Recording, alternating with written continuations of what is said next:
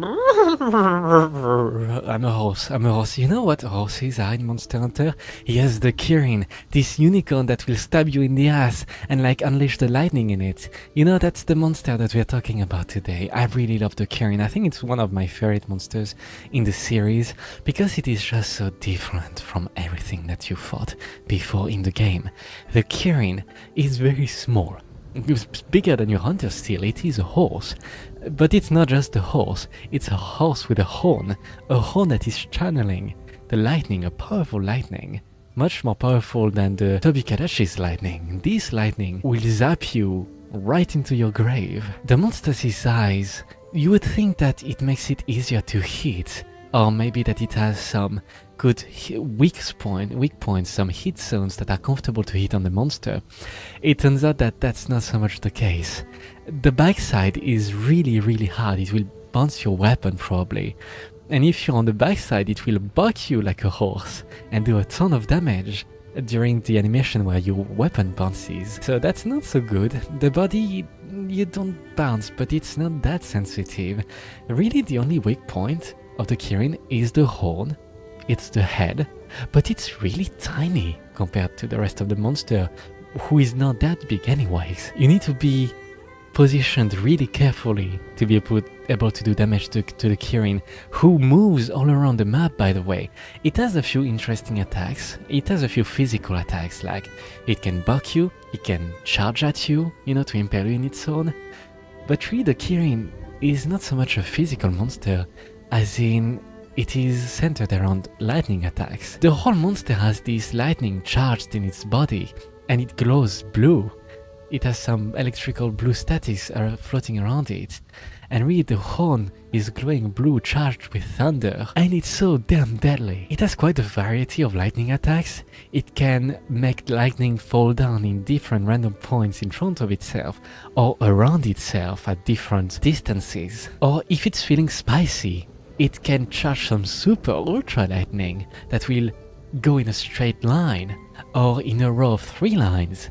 And these attacks are particularly dangerous. They will probably cut your ass if you get caught in them.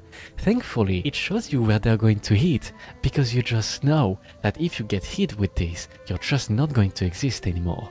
There will be nothing for the monsters of the Coral Highlands to feast upon. You will be a pile of ash. And these attacks are at low rank, so I can't even imagine what it's going to be like at high rank and master rank. Maybe these attacks will be in grids, in fact, or there will be multiple ones in a row, and it will be like a bullet hell when you need to dodge all the lightning. I don't know, but that sounds really deadly. And the Kirin is a very scary monster. You would think it's small, it's not intimidating, but that's the size that makes it so scary. Its size is in complete contrast with how difficult the monster is. It will show you no mercy. I love its appearance. It's mostly white, you know, and some glowing blue sometimes. It has a very fluffy mane.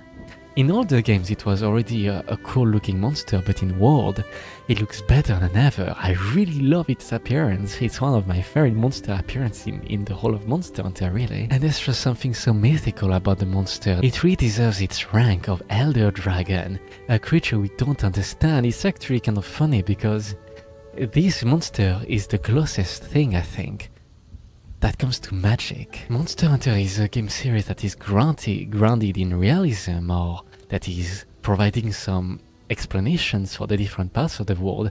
But the Elder Dragons are really the monsters that are a bit mythical, that do not seem to fit too much into any monster category, or that showcase some abilities that are inexplicable. And the Kirin is a bit that, really. I mean, there's some thunder clouds in the sky, so that maybe that's how it draws the lightning to itself, to its horn, or to the places it points to with its own. Kirin is like the greatest thunder wizard of the Monster Hunter world. It's a terrifying beast. So what do you feel about Kirin? You can tell me in the comments below. Are you able to deal with the monster's size, with the thunder? Do you like its appearance? Do you like to fight it in general? You tell me all that in the comments below. Like the video and subscribe if you enjoyed it. I like the support. And there will be another one at the end that will pop by a video like this one for another monster that you might enjoy. So I really like the Kirin. It's an amazing monster. It's a great concept taking a unicorn but making it all thundery, and I just cannot wait to see what its deal will be in higher ranks and how badly I'm going to suffer. I hear there's an even quest at the end of the high rank that is really difficult with Kirin, an arc-tempered one, and I can't wait to get my ass kicked. Alright, I'll see you later. Cheers!